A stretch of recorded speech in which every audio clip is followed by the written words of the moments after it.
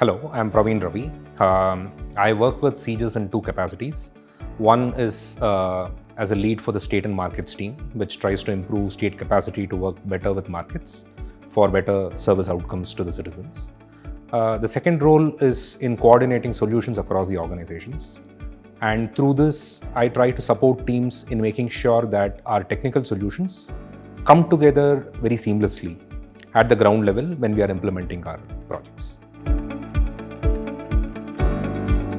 In any sector, particularly on service delivery, the government has a fairly distinct set of roles. So one is that of a service provider, where the government directly provides services to citizens. The second is that of a policymaker, where the government tries to incentivize even the private sector to work towards service delivery outcomes. And the third is that of a regulator, where the government tries to ensure certain minimum standards irrespective of who is providing the service. It could be the government or it could be the private sector. So for example, suppose we take school education as a sector and we identify that learning outcomes are the target that matter. The government as a provider can run schools and teach students directly. As a policymaker, it can work with other schools, for example, aided institutions, and support them in delivering services. And as a regulator, the government sets certain minimum standards, for example, around infrastructure, safety, disclosure, etc. Right? These are the three main roles that the state potentially has. The issue is that a lot of government muscles have been developed in the area of service provision and not so much on policy and regulation. What we try to do within the states and markets team is to help the government develop appropriate responses ranging across provision, policy and regulation to problems that they may face.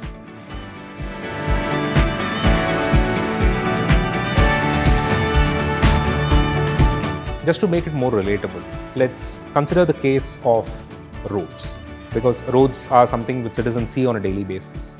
And some of the problems which citizens have with roads is that A, they are of poor quality, and B, any work on them takes undue amounts of time. Let's try to walk backwards and try to understand why that happens. There are three potential sources which could lead to these issues.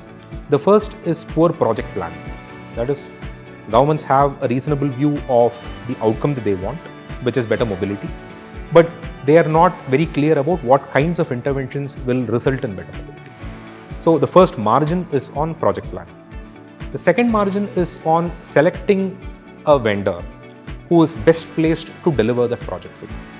This has to do with the project procurement process, where the government evaluates multiple vendors and on the basis of both commercial and quality considerations decides who the contract will be awarded. The third margin is that of execution, because once you have selected a particular vendor, it's very important that the government acts as a competent counterparty in demanding performance and accountability from the vendor. So a significant number of time overrun delays, cost overrun delays happen because the government lacks the capacity to hold the vendors accountable.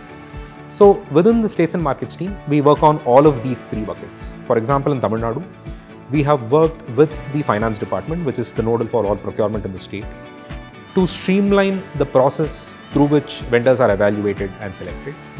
We have also helped the government analyze some of their own historical data to get a better handle of why projects are costing more than they should, why projects are taking more time to implement than they should, and what kind of vendors are delivering better outcomes compared to the others.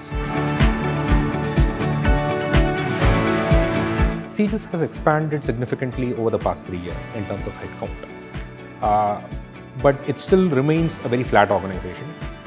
And one piece which is very remarkable is the number of high-quality, public-spirited young individuals who have joined the organization.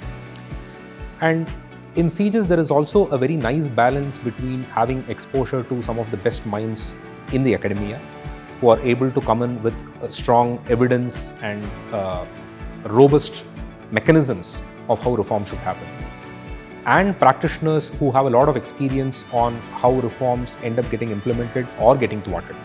And that balance is particularly important in a think-do organization such as CEGIS, because we'll need to simultaneously focus on bringing the best ideas to the table and also ensuring that they pass the test of implementation constraints.